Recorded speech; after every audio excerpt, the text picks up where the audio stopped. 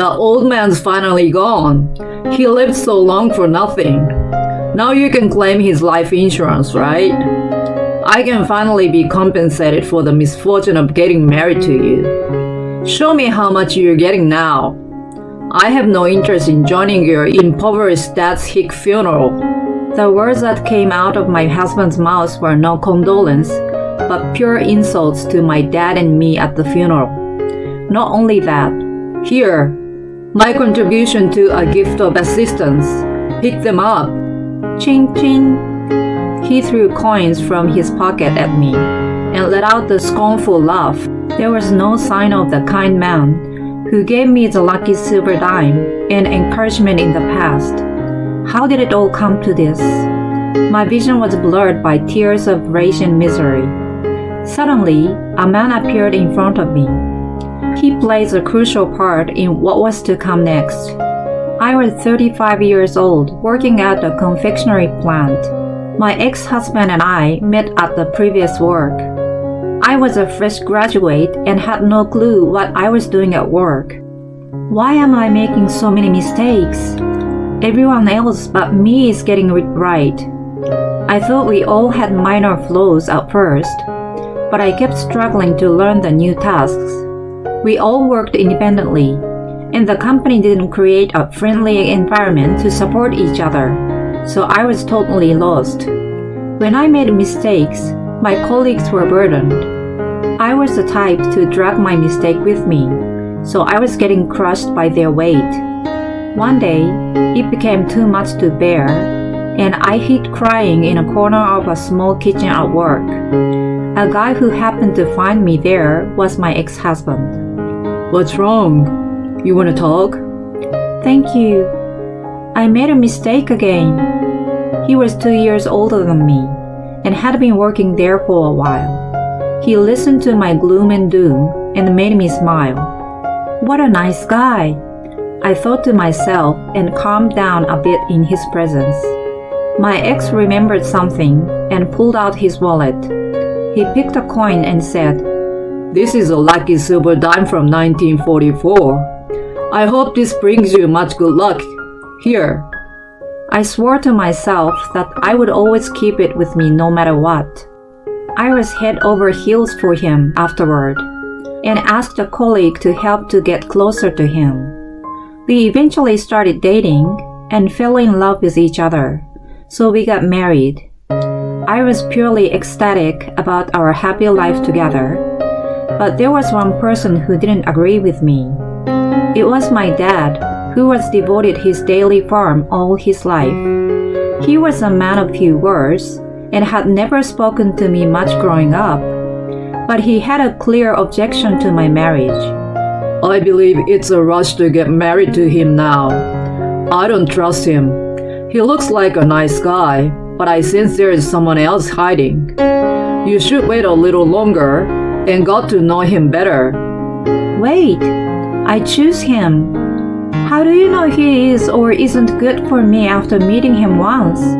Besides, you've never given me any fatherly advice before, and now you put on your father's mask and give me a lecture? I am an adult. I don't need your permission.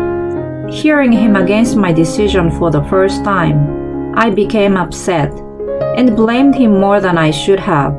He never said a word about it after that. I ignored his warning, got married, and left home. We had never gotten in touch since then. It's all good. I have my husband. I'm happy with my marriage. I chatted to myself and pretended there was nothing wrong in my life.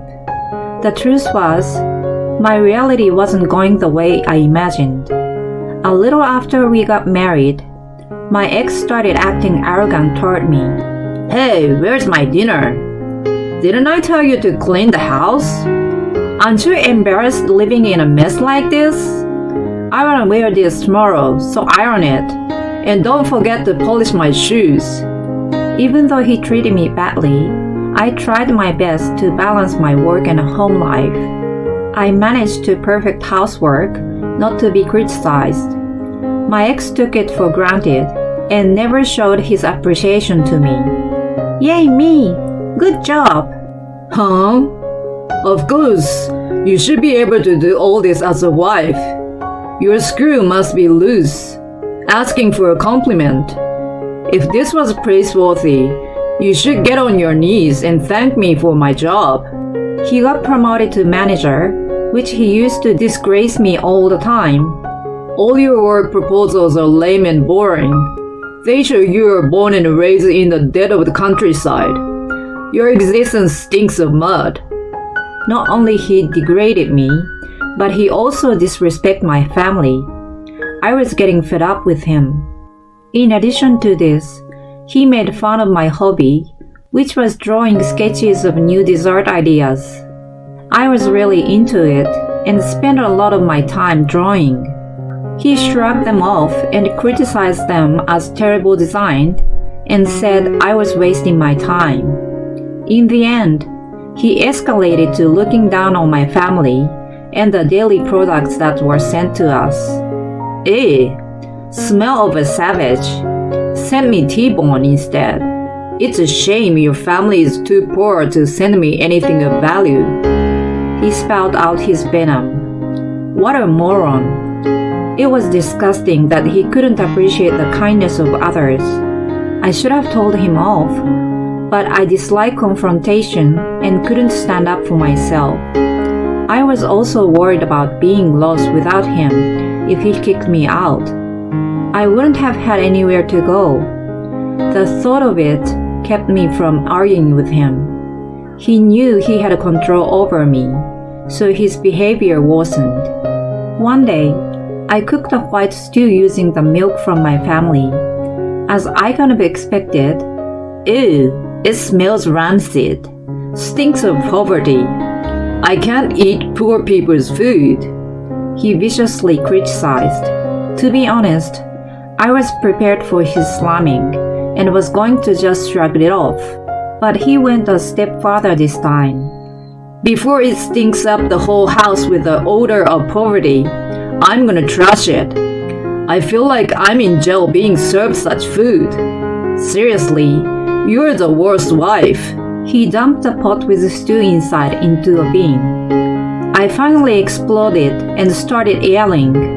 How could you throw the food I took time to make? You're disgusting to waste perfectly good food like that. Instead of apologizing, he snapped back. Blah, blah, blah. You're so dull, useless, and annoying. Who do you think you're speaking to? I'm better than you. You're just the weight on my shoulders. Don't need you anymore. And then he scornfully told me why he married me. I thought a 35 years old hag would have a lot of savings. You seemed like you were out of the dating loop all your life. I just wanted to take your money and use you like a chore robot. You wanted me anyway, so it's a win-win, right?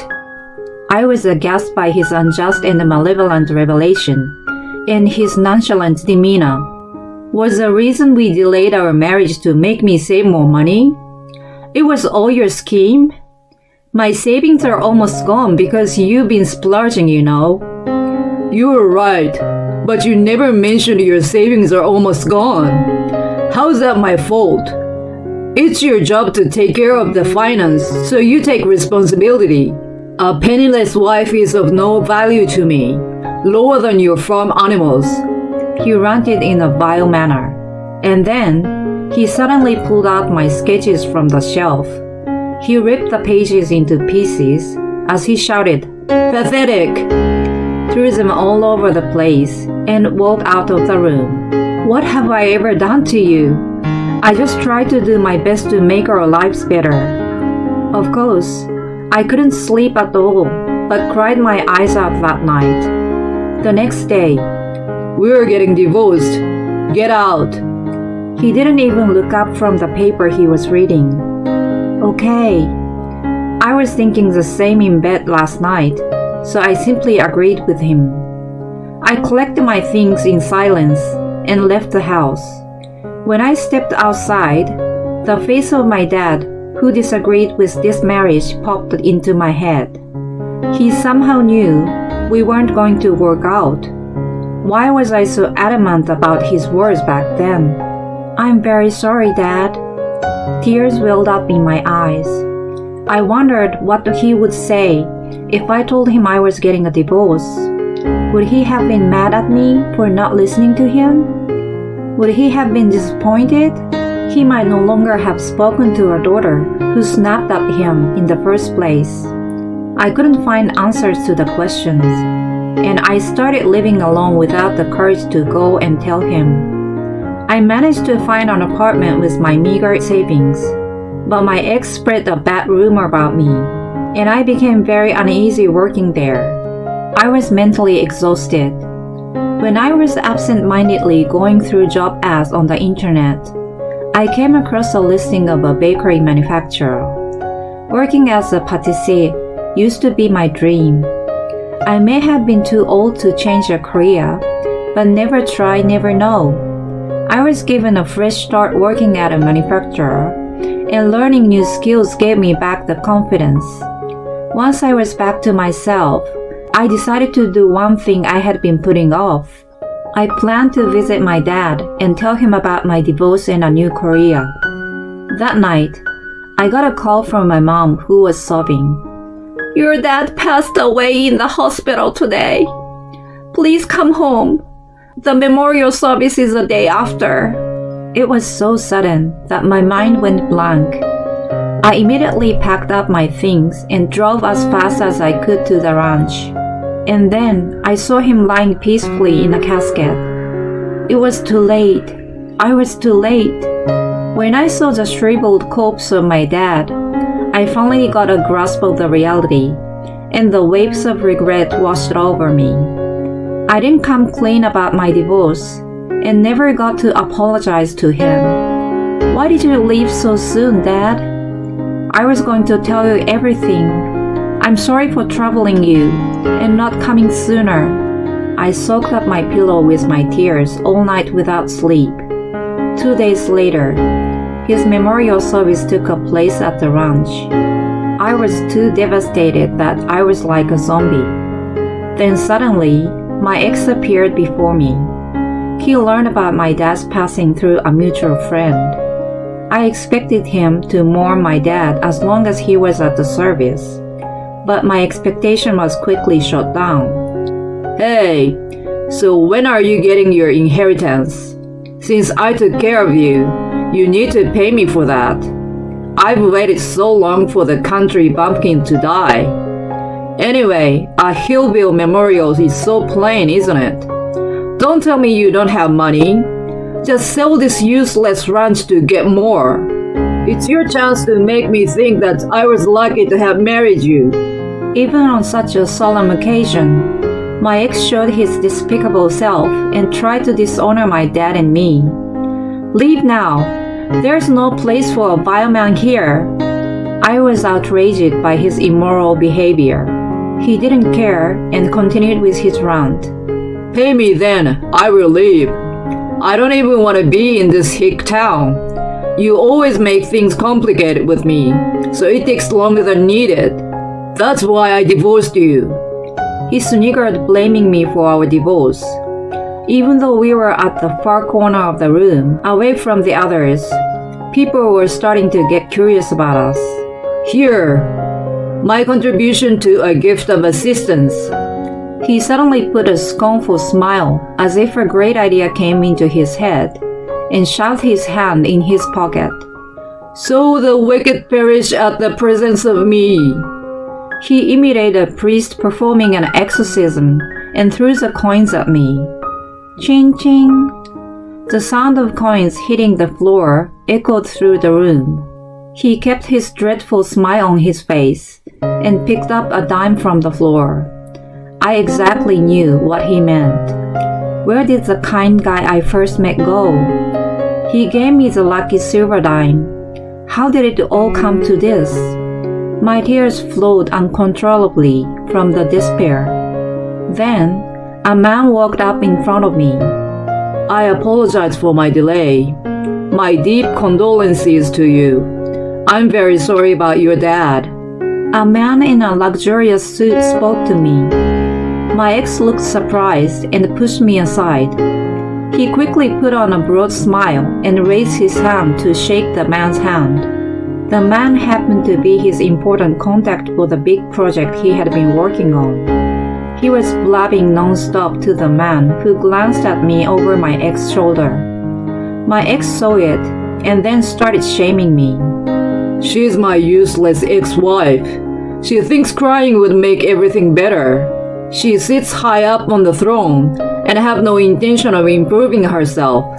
I'm too ashamed that I was just giving her a lecture. He laughed lightheartedly. He must have been high, thinking he looked like an authoritative figure, but the man remained stoic and spoke calmly. I take back the contract with your company. What? The blood drained from my ex's face hearing the man. She is a key person in the project. I would never associate with a company that humiliates my excellent employee in public. This dull woman is your excellent employee? Must be some mistake. Ignoring my ex, who was going frantic, the man called his boss on the spot and said the contract had been cancelled.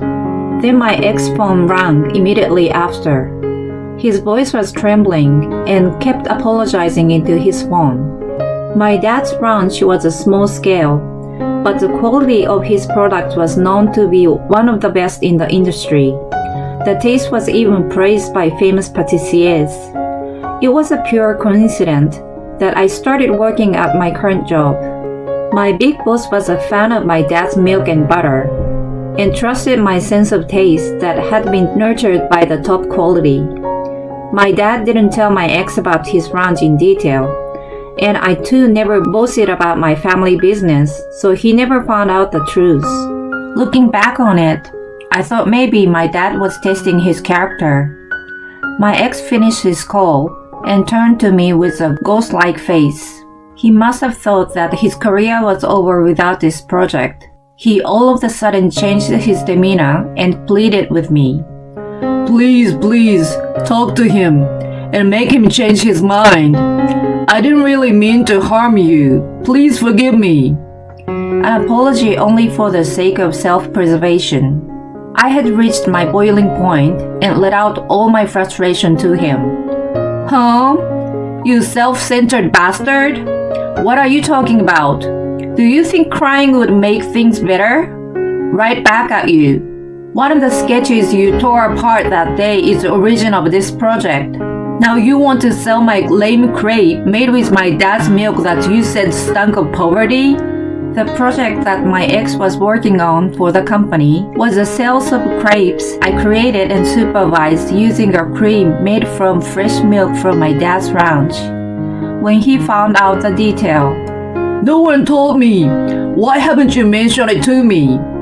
He snapped at me and kicked the chairs around him. The man stoically picked up the chairs and put them back in place. You may not realize, but there are many people from our industry here. There is no point in resisting anymore. Your misdemeanor will be spread in no time. You have no place.